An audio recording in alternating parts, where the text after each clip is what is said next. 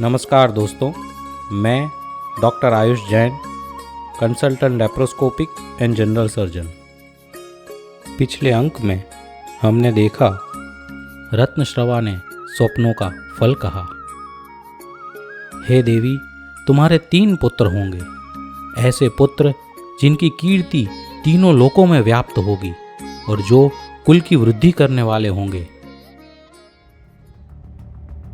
जब कैकसी के गर्भ में प्रथम बालक आया तो माता की चेष्टा अत्यंत क्रूर हो गई। वह हठपूर्वक पुरुषों के समूह को जीतने की चेष्टा करने लगी। गुरुजनों को झुककर नमस्कार करना उसने बंद कर दिया। छटपटाते हुए शत्रु के सिर पर पैर रखकर उन्हें मसल देने की उसे इच्छा होने लगी। दर्पण की जगह वह तलवार में अपना मुख देखना उसे पसंद आने लगा। उसकी वाणी अत्यंत कर्कश और कठोर हो गई। समय पूर्ण होने पर शत्रुओं के आसन को कंपाता हुआ बालक का जन्म हुआ। सूर्य जैसी बालक की कांति को प्रसूति गृह के परिजन देखते ही रह गए। पिता ने बड़ा भारी जन्मोत्सव किया, जिसमें सारी प्रजा ने अपने नए राजकुमार का जय जयकार किया। बालक प्रसूति गृह में शैया पर पड़ा मंद मंद हंस रहा था।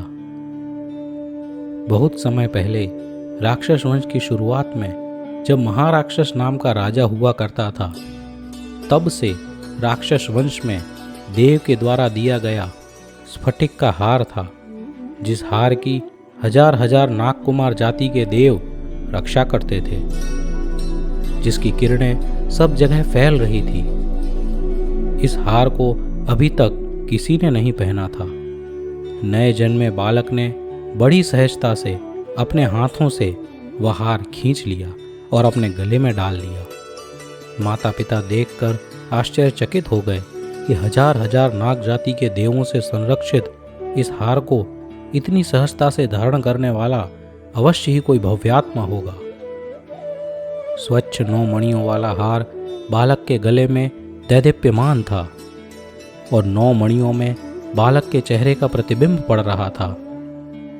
इस हार में पड़े 9 प्रतिबिंब और एक बालक का असली मुख, इस प्रकार कुल 10 मुख दिखाई दे रहे थे।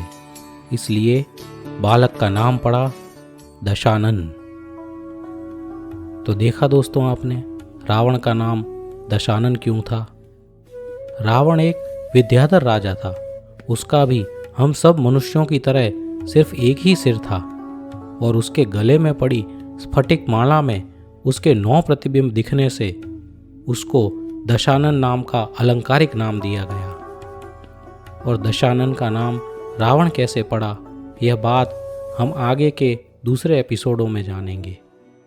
दशानन के जन्म के कई वर्ष पश्चात एक और तेजस्वी बालक का जन्म हुआ, जिसके कान इतने सुंदर थे जैसे लगता था कि इसको कानों में सूर्यों को पहना दिया गया हो।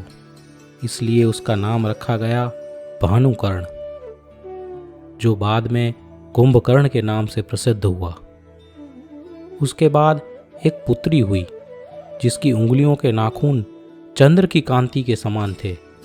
इसलिए उसका नाम रखा गया चंद्रनखा, जो बाद में लोक व्यवहार में सुपर्णखा नाम से प्रसिद्ध हुई। और इस पुत्री के बाद एक और पुत्र का जन्म हुआ, जिसका नाम पड़ा विभीषण। विभीषण ऐसा जान पड़ता था मानो साक्षात उत्कृष्ट धर्म ने ही शरीर का रूप प्राप्त किया हो। समय के साथ साथ तीनों भाई और बहन चंद्रनखा बड़े होने लगे। तेजस्वी दशानन की बाल क्रीड़ा भयंकर होती थी, जबकि भानुकर्ण और विभीषण की बाल क्रीड़ा शत्रुओं को भी आनंद पहुंचाती थी। तीनों भाइयों के बीच चंद्रनखा ऐसी लगती थी मानो दिन के सूर्य और रात्रि के चंद्रमा के बीच में संध्या हो। बालक किशोर अवस्था में पहुंच चुके थे। एक बार किशोर दशानन अपनी माता कैकसी के साथ बैठा हुआ था। उसी समय लंका नगरी का स्वामी वैश्रमण अपनी सेना समेत आकाश मार्ग से जा रहा था। दशानन ने उसे देखा और कुतूहलपूर्वक अपनी माता से उसके बारे में पूछा। माता ने दुखी स्वर में कहा, पुत्र, यह वैश्रमण है। यह अनेक विद्याओं का स्वामी है और इसके शौर्य से शत्रु भी भय से थरथर कांपते हैं। विजयार्थ पर्वत के विद्याधर राजा इंद्र ने तेरे दादा के भाई माली को मारा और हमारी पवित्र लंका नगरी का राज्य छीनकर हमें बेघर कर दिया, और तब से लेकर आज तक हम इस पाताल लंका में छुपे हुए हैं। तुम्हारे पिता के और मेरे मन में यह मनोरथ है कि कब हम हमारी पूर्वजों की पवित्र लंका नगरी में प्रवेश करें, किंतु विद्याधर इंद्र की शक्ति के आगे हमारा सामर्थ्य तुच्छ है। जब तुम्हारा जन्म हुआ तब से पिताजी और दादाजी के मन में यही मनोरथ है कि हम सब फिर से हमारी लंका नगरी में चलें। माता के दीनपूर्ण वचन सुनकर विभीषण ने गर्व से कहा, माता, तुम वीर प्रसूता हो। तुमने 3 शौर्यवान पुत्रों को जन्म दिया है। महान दशानन की माता होने के बावजूद तुम एक सामान्य स्त्री की तरह क्यों बात कर रही हो? हम तीनों भाई मिलकर आपका यह मनोरथ पूर्ण करेंगे। अपने कुल की परंपरा के अनुरूप युद्ध में जाने से पूर्व हम सब भाई विद्या साधना करके प्रथम विद्या प्राप्त करेंगे, फिर युद्ध करेंगे। ऐसा कहकर रावण अपने दोनों भाइयों के साथ आकाश मार्ग से विद्या साधना के लिए गया। जाते समय तीनों भाइयों ने माता पिता और दादाजी का आशीर्वाद लिया और सिद्ध भगवंतों को नमस्कार किया। उनका मन निश्चय से स्थिर था। वह आकाश मार्ग से भीम नाम के महावन में पहुंचे। भयंकर विकराल प्राणी और अजगरों से वह वन व्याप्त था, पर जिनके चित्त में कोई भेदभाव नहीं था, जिनकी आत्मा पवित्र थी और जिन्होंने शुक्ल वस्त्र धारण करे हुए थे, ऐसे ये तीनों भाई भीम महावन में उत्तम शांति धारण करके तपश्चरण करना उन्होंने प्रारंभ किया।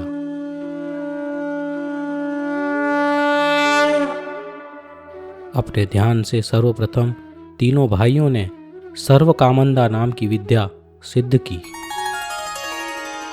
यह विद्या उनके अडिग ध्यान से सिर्फ आधे दिन में उन्हें प्राप्त हो गई।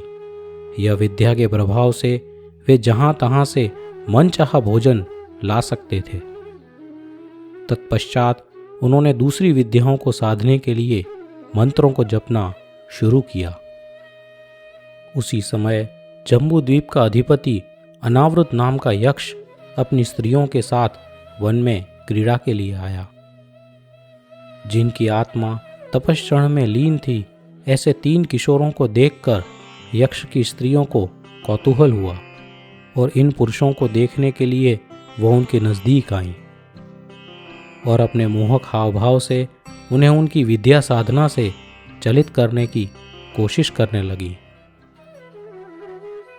पर तीनों भाई उनकी बातों से और उनके हाव भाव से उसी तरीके से निर्लेप थे जैसे कमल की पंखुड़ियों पर पानी पड़े तो वह निर्लेप होता है।